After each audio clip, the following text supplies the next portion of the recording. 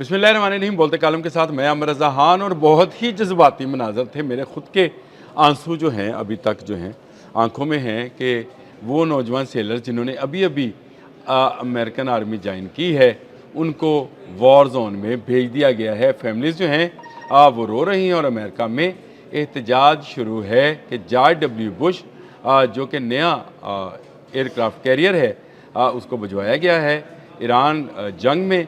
और इस पर जो फैमिलीज़ हैं वो सरापा एहतजाज हैं। इस पर तकरीबन 5000 एहलकार हैं जो कि सारे के सारे नए हैं, पुराने अब नहीं जाने लगे ईरान के सामने, लिहाजा नए जो हैं रंगरूट जो हैं उनको भर्ती किया गया, ट्रेन किया गया और उसके बाद जॉर्ज डब्ल्यू बुश पर बिठाकर भेज दिया गया है। अमेरिकन अखबार का एक लंबा सिलसिला है, लेकिन चंद अखबारात ही या मीडिया हाउसेस जो हैं उनकी वेबसाइट्स को मैं आपके सामने पेश कर पाऊँगा जिन्होंने ये लिखा है कि ये फैमिली बहुत ज़्यादा डिस्टर्ब हैं कि उनके नौजवान जो सुनहरे ख्वाब देख कर कि वो एक सुपर पावर का हिस्सा बनने जा रहे हैं उनका सारी वो फूक जो है वो निकल गई है कि उनको ईरान के सामने भेज दिया गया है। इस वक्त डर रही हैं अमेरिका की फ़ौजें ईरान का सामना करने से। जेराल्ड आर फोर्ड आपको मैंने बताया वेंटिलेटर पर है क्रोशिया में, और अब्राहम लिंकन का कुछ अता पता नहीं है। ये बहरे हिंद में डूब गया, मर गया, कहाँ गया, क्या अमान के साहलों पर किसी जगह पर यह भी भटक रहा है, कुछ पता नहीं है। दो बड़े एटमी पावर्ड जो हैं बहरी बेड़े उनको ईरान तबाह कर चुका और तीसरा जो है तबाह होने के लिए आ गया। यानी अगर मैं बुश को ये कहना चाहूँ कि वो कह रहा है कि जो बचा था वो लुटाने के लिए आए हैं आखिरी गीत बहरी बेड़े का सुनाने के लिए आए हैं। तो ये बेड़ा जो है ये तीसरा है जो कि ईरान के मुकाबले आया है और ईरान खामोशी से जो है ऐसे बेड़ों का बेड़ा गर्क करता हुआ चला जा रहा है। Gerald R Ford Abraham Lincoln हमारे सामने है और डोनाल्ड ट्रंप की वो तकरीर जिसमें उसने कहा कि इधर से उधर से इधर से उधर से मिसाइल्स आ रहे थे जेराल्ड आर फोर्ड की तरफ और अब्राहम लिंकन की तरफ और हमें समझ नहीं आ रही थी। समझ आ जाएगी अगर जॉर्ज डब्ल्यू बुश जो है इसको भी इसी मकसद के लिए भिजवाया गया है। इसको भिजवाने के बाद जो फैमिलीज़ ने एहतजाज शुरू किया तो डोनाल्ड ट्रंप ने एक नया पैंतरा बदला और उसने कहा 2-3 हफ्ते से ज़्यादा जंग जारी नहीं रहेगी, हम वापस चले जाएंगे। जिसको आपने हरमज़ की जो है अपने ऑयल टैंकर्स की हिफाजत करनी है वो खुद करे, चाहे वो फ्रांस है चाहे वो बरतानिया है। अगर हमारी मदद को नहीं आए तो हम इनकी हिफाजत के लिए अपना बहरी बेड़ा मरने के लिए, ये उन्होंने लफ्ज़ नहीं बोला, मैं बोल रहा हूँ कि मरने के लिए क्यों यहाँ पर छोड़ दें, क्योंकि ईरान उसको नहीं छोड़ेगा। ईरान ने इससे पहले 5th फ्लीट जो है वो तबाह किया। आजकल वो जो ऑयल टैंकर्स हैं चाहे वो कुवैत का दुबई के साहल पर है या बहरीन के साहल पर कतर के साहल पर कोई नज़र आता है उसको ऑयल टैंकर, उसको भी निशाना बना रहा है। यानी मुकम्मल इजारादारी जो है आपने हरमुज़ के आबी गुजरगाह से लेकर इनकी बंदरगाहों तक इस वक्त ईरान का राज है। ईरान ये साबित कर चुका है कि अब इन बंदरगाहों से भी बाहर कोई जहाज़ उस वक्त तक नहीं निकलेगा जब तक ईरान उसकी इजाज़त नहीं देगा। याद कीजिए मैंने आपसे कहा था कि 40 साल पहले ज़ियाउल हक ने कहा था, हमारे जनरल थे जनरल ज़ियाउल हक जो सदर पाकिस्तान भी रहे, उन्होंने कहा था कि आबने हरमुज़ वो चाबी है जिससे गल्फ़ का ताला खुलता है, जिसके कब्ज़े में ये चाबी होगी वही गल्फ़ पर हुक्मरान होगा।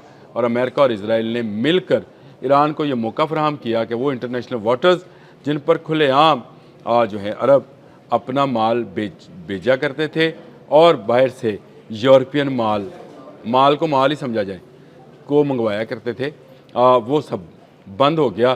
ताला लगाया आपने हरमुज़ पे ईरान ने और चाबी जेब में डाल ली है। अब पूरी दुनिया चीखती चलाती रही लेकिन इजाज़त उसे मिलेगी जिसके पास ये कुंजीगर जो है ये ईरान जो है वो उसको इजाज़त देगा। ये एक बड़ा फ़ैसला था। अब जो जॉर्ज डब्ल्यू बुश है उसके बारे में थोड़ी सी तफसील बता दूं।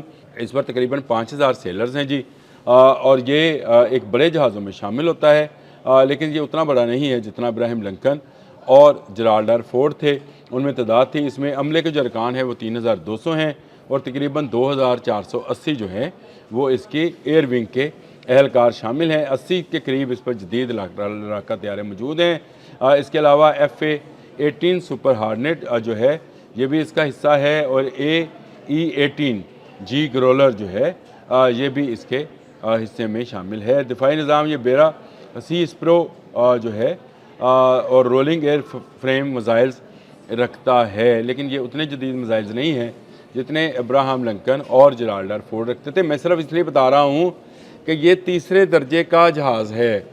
पहले दर्जा जेराल्ड आर फोर्ड का था जो वेंटिलेटर पर है, दूसरा दर्जे का अब्राहम लिंकन था जो इस वक्त गुम है कहाँ नहीं उसकी कोई खबर आ नहीं रही है, और तीसरा ये है। तो इसको मैं तीसरे दर्जे का इसीलिए कहता हूँ। इसके अंदर एक जो है एटमी रिएक्टर है, उनमें दो थे, इसमें एक है, और ये तकरीबन 30 नॉट्स के स्पीड के साथ समुंदर में, जिसको अगर हम आम ज़ुबान में समझना चाहें तो 56 किलोमीटर फ़ी घंटा की रफ्तार से चल सकता है। और ये जहाज़ जो है इसको भी लाया गया है, लेकिन ये नौजवान जहाज़ है। नौजवान इसलिए कहता हूँ कि इसमें सारे रंगरूट्स हैं जिनकी बड़ी तादाद इस पर मौजूद है। बहुत ही जज्बाती मनाजर थे जब ये रवाना हो रहा था, और उसके बाद अब जब ये पता चला कि ये रंगरूट्स जो हैं ये ईरान जंग में झोंके जा रहे हैं। झोंकना इसलिए कहा दिया क्योंकि आग ही ईरान लगाता है, उसकी क्लस्टर बम्बिंग से ही जेराल्ड आर फोर्ड और जो इब्राहिम लिंकन है वो नकारा हुए हैं। अब जॉर्ज डब्ल्यू बुश, ये सारे इनके सदर के नाम हैं। इब्राहिम लिंकन इनके शायद पहले सदर थे, फिर जेराल्ड आर फोर्ड जो थे वो भी इनके सदर रहे, और अब जॉर्ज डब्ल्यू बुश को तो सारे लोग जानते हैं क्योंकि इराक वार इन्होंने ही शुरू की थी। ये जेराल्ड आर फोर्ड जो है ये उसके बाद इब्राहिम लिंकन और इसके बाद अब जॉर्ज डब्ल्यू बुश जो है ये लाया गया है, और इसको भी ईरान जो है तबाह करेगा। ईरान के पास इसकी बड़ी अच्छी तकनीक आ गई है, और उसने साबित कर दिया है कि दुनिया में बड़े बहरी बेड़े होना जो है आपकी ताकत का मज़हर नहीं, आपकी कमज़ोरी है। समंदर में सफ़र करते हुए इन बहरी जहाज़ों को स्वाम अटैक के ज़रिए तबाह किया जा सकता है, नकारा बनाया जा सकता है, और इसमें मौजूद जहाज़ों को बेकार किया जा सकता है। आप यकलख्त सारे जहाज़ों को एकदम से मिसाइल आता देखकर उड़ा नहीं पाते हैं। जो जेराल्ड आर फोर्ड के साथ हुआ उसमें कितना नुकसान हुआ है ये आने वाला वक्त बताएगा, क्योंकि वहाँ पर मौजूद जहाज़ जो थे वो कितने खड़े ही उस डेक पर, जो इस बहरी जहाज़ का डेक था, तबाह हुए। ये भी वक्त बताएगा कितने जलकर खाकस्तर हुए।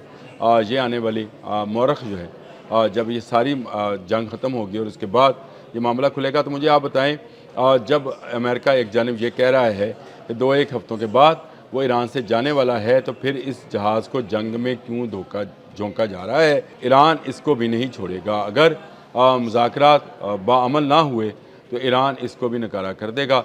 और मैंने जो बात कही कि ईरान ने एक बात और साबित कर दी, मैं इसको मैं भूल गया था कि इसकी वजाहत कर दूं।